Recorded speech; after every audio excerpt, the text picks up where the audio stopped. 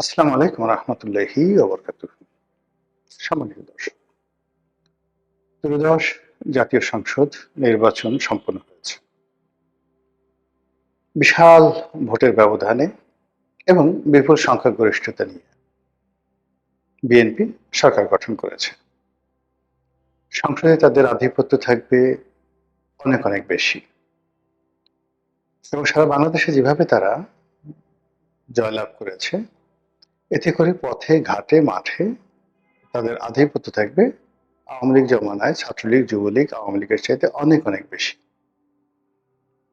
এ কারণ হলো আওয়ামী লীগ জমানাতে আওয়ামী পান্ডারা দুর্নীতি করেছে, অন্যায় করেছে, কিন্তু ওই সময়টাতে সামাজিক যে সংহতি এটি এখনকার সময়ের চাইতে ভালো ছিল।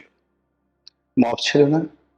বিএনপি জামাত থেকে শুরু করে অন্য যে সকল বিরুদ্ধ পথ এবং মতের যারা লোকজন ছিলেন, তারা লিস্ট পুলিশের কাছে যেতে পারতেন, মামলা করতে পারতেন, প্রকাশ্যে চলাফেরা করতে পারতেন এবং সমাজের যারা গুণীজন তাদের যথেষ্ট একটা সম্মান ছিল। আমি 2018 সনে আওয়ামী লীগ থেকে চলে যাই এবং বিএনপির মনোনয়নে নির্বাচন করি। তো সেক্ষেত্রে কি ধরুন, আমার তো আসলে যদি সেই ইউনূসের জমানায় হতো, আমাকে তো পাড়িয়ে মারা হতো। আওয়ামী লীগ ক্ষমতায় তাদের দলের একজন আলোচিত সংসদ সদস্য দল ত্যাগ করে বিএনপিতে যোগদান করলো। তারপর সেই সাবেক সংসদ সদস্য প্রকাশ্যে রাজপথে ঘুরে বেড়ালো। আমার বাসাটা ছিল ঢাকা কলেজের পেছনে। সকালে বিকালে আমি সেখান থেকে যখন যেতাম ঢাকা কলেজের সামনে, গভীর রাত পর্যন্ত 1টা 1:30 পর্যন্ত 100 150 200 এরকম ছাত্রলীগের ছেলেরা ভিড় করতো, আর দিনে তো আরো বেশি। কিন্তু কখনো ছাত্রলীগের যুবলীগের বা আওয়ামী লীগের কোনো মানুষ আমার দিকে ওই জমানাতে চোখ বাঁকা করে তাকায়, একটি অশ্লীল শব্দ উচ্চারণ করেনি এবং আমারকে কখনো আওয়ামী লীগ জমানাতে মোবাইলে টেলিফোন করে কোনো একজন মানুষ দলকে সমালোচনা করার জন্য, আমি তো ওই সময়টাতে শেখ হাসিনা থেকে শুরু করে দলের প্রায় সবাইকে নির্মম নিষ্ঠুরভাবে সমালোচনা করেছি। এখন আহ, সেই গত 17 মাসে ডক্টর মোহাম্মদ ইউনূসের যে সমালোচনা করেছি তার সাথে 100 গুণ বেশি সমালোচনা করেছি শেখ হাসিনা। কই কোনো পুলিশ কর্মকর্তা, কোনো ডিবি, কোনো ডিজিএফআই থেকে শুরু করে অন্য কোনো যে মাস্তান, তারা কেউ কখনো আমাকে টেলিফোন করে একটা বাজে কথা বলেনি। বরং রাস্তায় দেখা হলে তারা সম্মান প্রদর্শন করেছেন,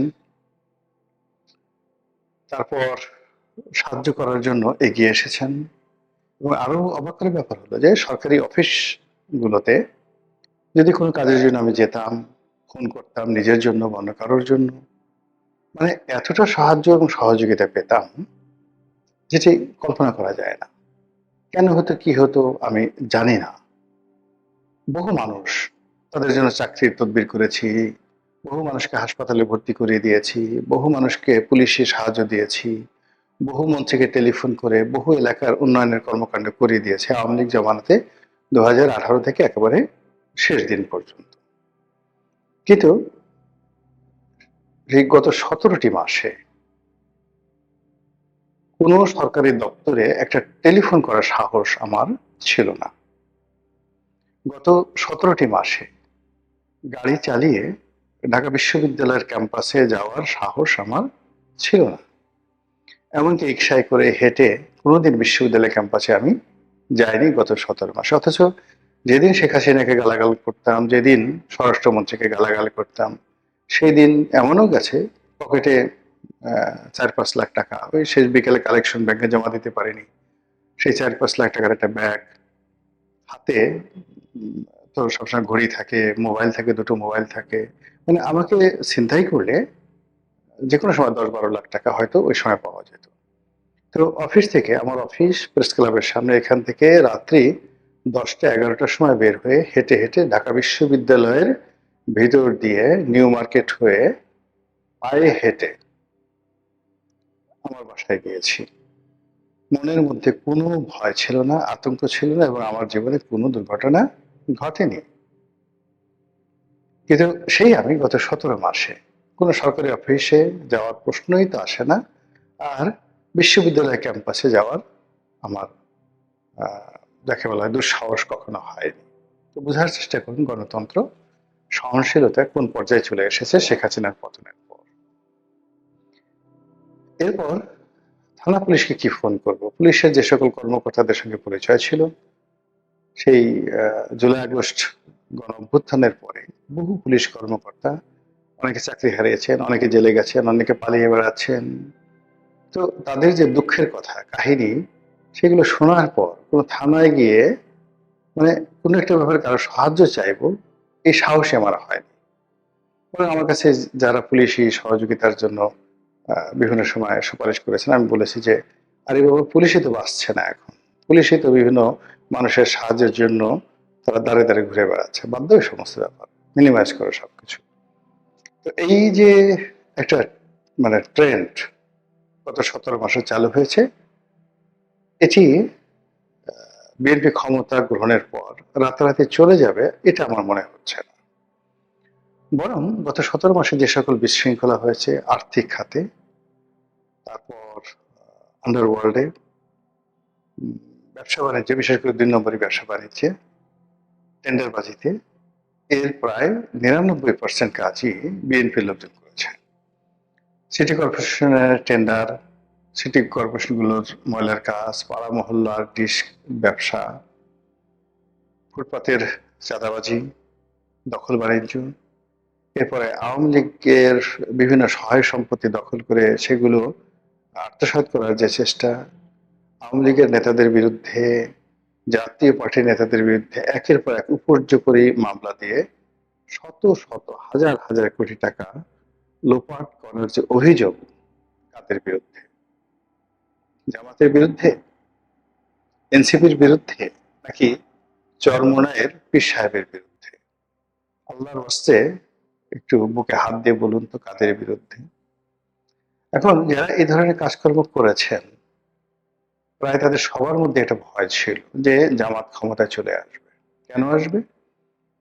এর কারণ হলো জামাত সততার প্রচার করছে, জান্নাতের টিকিটের কথা বলছে, তারপর তাদের যারা রাজনৈতিক প্রতিপক্ষ তাদের দুর্নীতি অনিয়ম এ সকল কথাবার্তা তারা বলছে।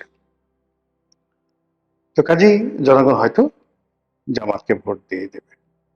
কিন্তু যখন শেষ পর্যন্ত দেখা গেল যে জামাত জয়লাভ করেনি, বরং যে বিএনপির বিরুদ্ধে জামাত অভিযোগ করত যে তারা চাঁদা আদায় করে, চরমোনাই যাদের বিরুদ্ধে বলতো চাঁদা পড়ে পল্টনে, চাঁদা যায় লন্ডনে, তারপরে তারেক রহমান সাহেবের ঘেডি ভাঙা, কোমর ভাঙা, মিলিটারির মায়ের ফ্যানের সঙ্গে টানিয়ে বেদম প্রহার, এ সকল কথাবার্তা বলে তারেক রহমান সাহেবকে যারা ছোট করার চেষ্টা করেছেন, কার্যত দেখা গেছে যে তারেক রহমান সাহেব প্রধানমন্ত্রী হয়েছেন এবং জনগণ ওই যারা চাঁদার অভিযুক্ত সেই দলকেই জনগণ ভোট দিয়েছে। ফলে যারা চাঁদাবাজ, দখলবাজ, মামলাবাজ গত 17 মাসে নবরূপে যারা যাকে বলা হয় অভিষিক্ত হয়েছেন, নবরূপে যারা ক্ষমতায় ফিরে এসেছেন, তারা চিন্তা করবেন যে আমাদের থেকে তো জনগণ ভালোবাসে। যদি চাঁদাবাজি অন্যায় হতো, দখলবাজি অন্যায় হতো, তাহলে তো লোকজন আমাদেরকে ভোট দিত না। যেহেতু লোকজন আমাকে ভোট দিয়েছে, ইট মিনস এটা বৈধ। এই বাংলাদেশে এটা আমাদের অধিকার, এটা আমাদের মানবাধিকার, এটা আমাদের রাজনৈতিক অধিকার। কাজে আমরা চাঁদাবাজি করবো, সিরিয়াসলি চাঁদাবাজি করবো, যে যাই বলুক না কেন। এর কারণ হলো তাদের যারা প্রতিপক্ষ তারা তো চাঁদাবাজিকে মেইন ইস্যু করে নানাভাবে তারা প্রচার চালিয়েছে, প্রোপাগান্ডা চালিয়েছে, কিন্তু জনগণ তো রেসপন্ড করেনি। তো জনগণ যেহেতু রেসপন্ড করেনি, কাজে আমরা অবশ্যই অবশ্যই চাঁদাবাজি করব। তো এদের সংখ্যা কত হবে? 10 লাখ, 20 লাখ, 50 লাখ, যারা এই যে বিএনপির ক্ষমতার কালে নিজেদেরকে ভীষণ রকম বেপরোয়া, ভীষণ রকম শক্তিশালী, ভীষণ রকম যাকে বলা হয় যুদ্ধংদেহী বানিয়ে ফেলেছেন। তারা যদি আগামীতে এই যে সকল চাঁদাবাজি কর্মকাণ্ড সেগুলোর পরিমাণ বাড়িয়ে দেন, জনগণের উপর অত্যাচার বাড়িয়ে দেন, অতিরিক্ত আত্মবিশ্বাসে, অতিরিক্ত বিজয়ের আনন্দে, তাহলে সকল দায় দায়িত্ব এসে জনাব তারেক রহমান সাহেবের ঘাড়ে উঠবে।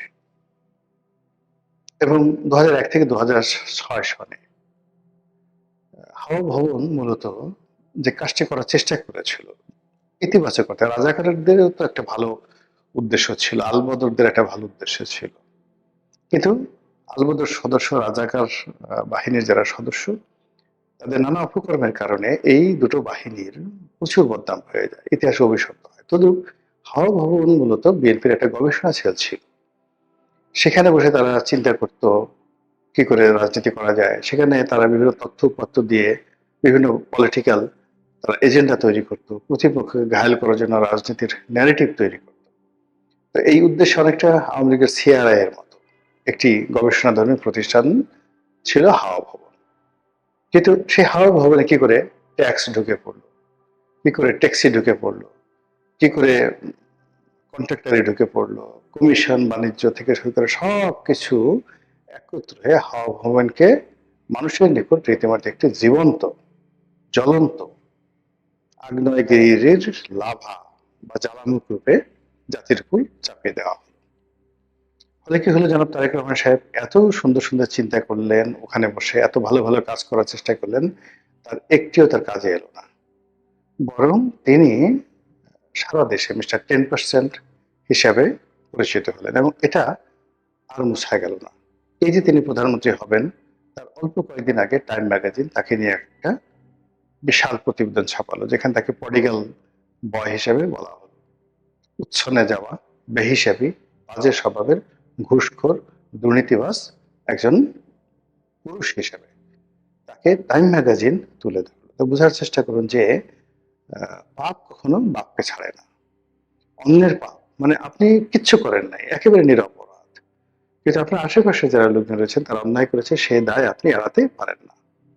তো বিগত দিনে সেই দায় যদি এখনো তারেক রহমান সাহেবকে তাড়া করে, এবং বিগত দিনে যে নেতাকর্মীদের দাপট ছিল, শক্তি ছিল, অভাব ছিল, অভিযোগ ছিল, সেটি এই জমানাতে এসে এত ডিজিটালাইজড হয়ে গেছে, এবং এর সঙ্গে আর্টিফিশিয়াল ইন্টেলিজেন্স যুক্ত হয়েছে, এবং গত 17 বছরে তাদের যে না পাওয়ার বেদনা, না খাওয়ার বেদনা, সবগুলো একত্রে সুদে আসলে যোগ হয়ে যেভাবে এই সময়টিতে পথে ঘাটে মাঠে চাঁদাবাজদের যে দৌরত্ব বৃদ্ধি পেয়েছে, এটা যদি অব্যাহত থাকে তাহলে বিএনপির পতনের জন্য আর কিচ্ছু দরকার হবে না, এই চাঁদাবাজরাই যথেষ্ট।